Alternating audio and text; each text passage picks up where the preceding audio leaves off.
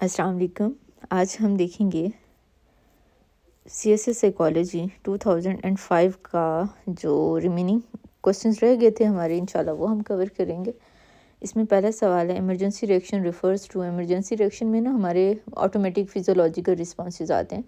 Fight और flight responses जो होते हैं हमारे, वो इमरजेंसी रिएक्शन के दौरान एक्टिवेट होते हैं। दिल की धड़कन तेज़ हो जाती है, ब्लड प्रेशर इंक्रीज़ हो जाता है, एड्रेनालिन रिलीज़ होती है बॉडी में। तो ये थोड़े सिंपैथेटिक नर्वस सिस्टम इंडक्शंस को मीडिएट कर रहा होता है। बाकी इसमें जितने भी हैं वो सारे इमरजेंसी रिएक्शन में नहीं आते हैं, ठीक है।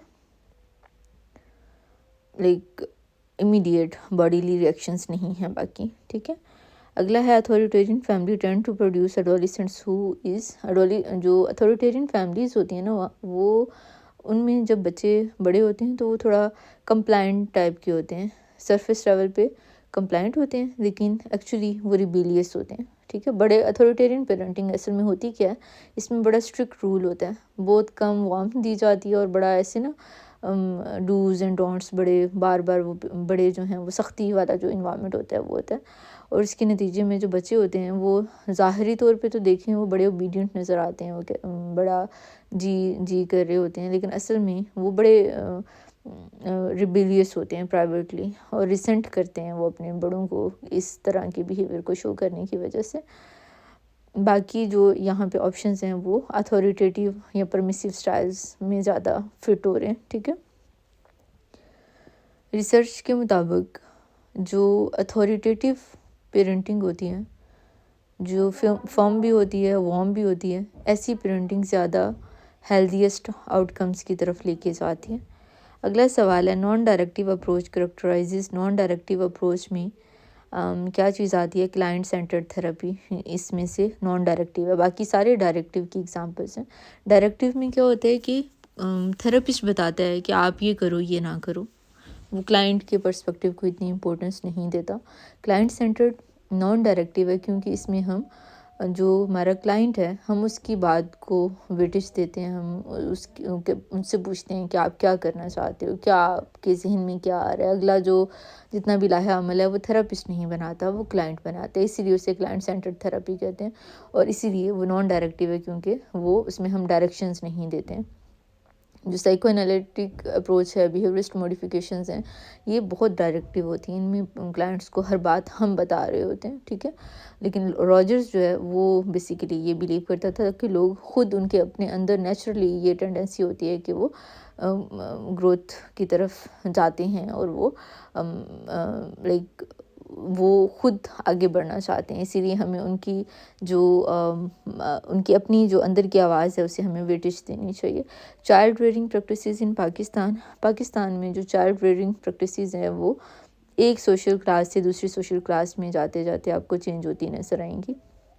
ओबियसली जैसे सोशो इकोनॉमिक स्टेटस चेंज होता है, एजुकेशन का लेवल चेंज होता है, तो उसके साथ साथ पेरेंट्स का जो माइंडसेट है वो भी चेंज होता है, उनका माहौल चेंज होता है, उसके मुताबिक फिर वो बच्चों को डील करते हैं। इसीलिए ये यूनिफॉर्म नहीं है पाकिस्तान में। ये डिपेंड करता है कि वो कौन सी क्लास से बिलोंग करती हैं। ये मार पटाई जो है ये हमारे मिडिल क्लास सोसाइटीज़ में ज़्यादा होती है। जो एलीट फैमिलीज़ हैं वहाँ पे थोड़ा और तरह से बच्चों को रेज़ किया जाता है। Main concept in Maslow theory is, Maslow की थ्योरी में मेन कॉन्सेप्ट क्या है, सेल्फ एक्चुअलाइजेशन। इसमें जो एंड गोल है वो ये सेल्फ एक्चुअलाइजेशन है, जिसमें आप अपना फुल पोटेंशियल अचीव करते हो, ठीक है। सारी लोअर नीड्स आपकी पूरी हो चुकी होती हैं और आप जो लाइक जो बेस्ट जो आप परफॉर्म कर सकते हो, आप उस लेवल पे उस टाइम पे मौजूद होते हो।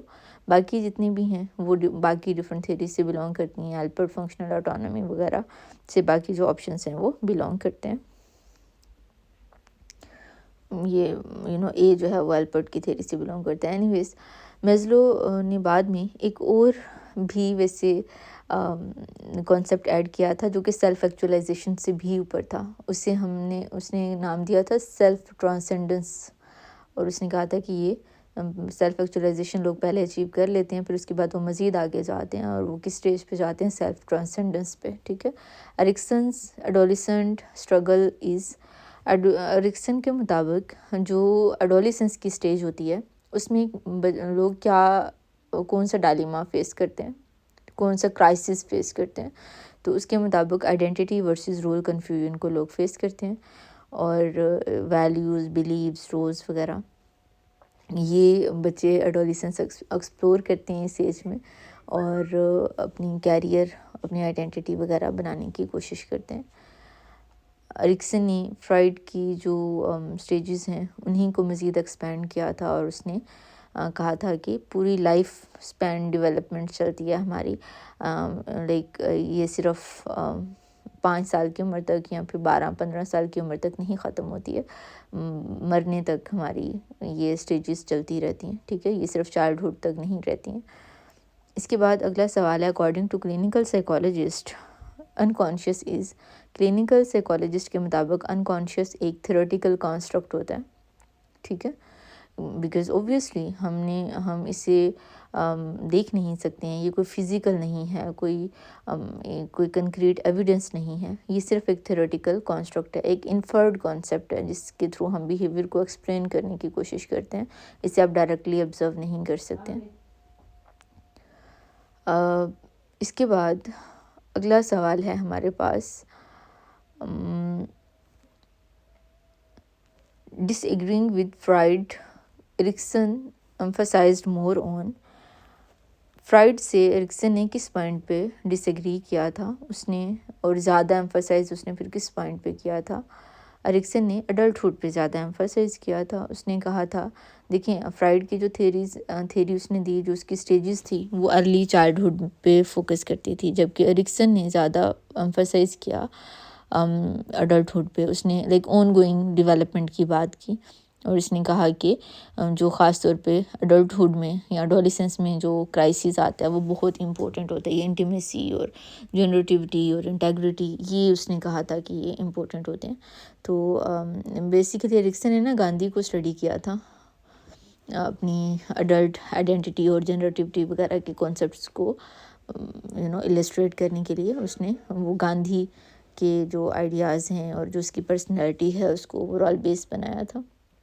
Prototype of modern intelligence test for children developed by, جو ماڈرن انٹیلیجنس کے ٹیسٹ ہیں وہ کس پروٹوٹائپ پہ بیس کرتے ہیں؟ بینے کے، الفرڈ بینے نے پہلا، کیونکہ ظاہر ہے انٹیلیجنس کا ٹیسٹ بنایا تھا بچوں کی جتنی بھی نیڈس ہوتی تھی ایجوکیشنل ان کو آئیڈینٹیفائی کرنے کے لیے، تو بعد میں جتنے بھی ٹیسٹ بنائے گئے وہ تقریباً سارے ہی اسی کو بیس بنا کے اس کے اوپر بیس کیے گئے۔ لائک ٹرمن نے بنایا، اس نے اسٹینفورڈ بینے کے نام سے اس نے اڈیپٹ کیا، اسے بنایا نہیں، لائک ظاہر وہ یو ایس میں لے کے گیا اور اس نے اسے اڈیپٹ کیا انٹو انگلش لینگویج۔ تو یہ ٹرمن نے، الفرڈ بینے نے فرینچ میں اس کا ورژن بنایا تھا، اور ٹرمن اسے پھر لیٹر آن امریکہ میں لے کے گیا تھا۔ اس کے علاوہ یہاں پہ یہ ایک انٹرسٹنگ فیکٹ ہے، آپ کو جو یاد رکھنے کی چیز ہے یا پتہ ہونی چاہیے، جو وہ یہ ہے کہ بینے نے انٹیلیجنس کو فکسڈ نہیں سمجھا تھا، اس نے کہا تھا کہ انٹیلیجنس میلیبل ہوتی ہے، اور اس نے بڑا اسٹرانگلی اس چیز کو اپوز کیا تھا کہ ہم کسی کو لیبل کر دیں کہ یہ تو کم انٹیلیجنٹ ہے، تو یہ اس نے اس چیز کو جو ہے کہا تھا کہ کسی کے کم بھی ہے تو وہ زیادہ ہو سکتی ہے۔ ان تھرسٹون ایٹیٹیوڈ اسکیلنگ کی فیکٹر از، تھرسٹون کے مطابق جو ایٹیٹیوڈ کی جو اسکیلنگ ہے، مطلب اس نے ظاہر ایٹیٹیوڈ کو میئر کرنے کے لیے اسکیل بنایا تھا، تو اس میں ایک بڑا کی فیکٹر کیا ہے اس کے اس اسکیل کا، وہ یہ ہے کہ جج ہوتے ہیں۔ تھرسٹون نے جب ٹیسٹ بنایا تھا تو اس میں ایکسپرٹ ججز کو استعمال کیا تھا، اس نے اسٹیٹمنٹس بنائی اور اس نے ججز کے سامنے وہ رکھی اور کہا کہ آپ مجھے بتائیں کہ ان میں سے کون کون سی اسٹیٹمنٹ فیوریبل ہے، اور جو ریٹنگ پھر ان ججز نے دی ان کے مطابق اس نے ان اسٹیٹمنٹس کو انکلوڈ کیا، ٹھیک ہے، اس کے مطابق اس نے انہیں اسکیل کیا ایٹیٹیوڈ کو میئرمنٹ کے دوران اس نے صرف نمبرز کے اوپر ریلائی نہیں کیا، اس نے پھر ججز کی جو ریٹنگ ہے وہ بہت بڑی اسٹرینتھ ہے تھرسٹون کے اسکیل کی، اور یہی تھرسٹون کا ہی جو اسکیل ہے، اسی کی بیس پہ اب یہ جو ماڈرن لکرٹ اسکیل ہم استعمال کرتے ہیں وہ ہم نے تھرسٹون کی اپروچ کی بیس پہ ہی بنایا. لائک اس نے اگر ہم یہ کہیں کہ گراؤنڈ ورک کو اس نے لے ڈاؤن کیا تھرسٹون کے اپروچ نے تو غلط نہیں ہوگا. ٹھیک ہے. تو یہ ہو گئے ہمارے کچھ کوشچنس 2005 کے پیپر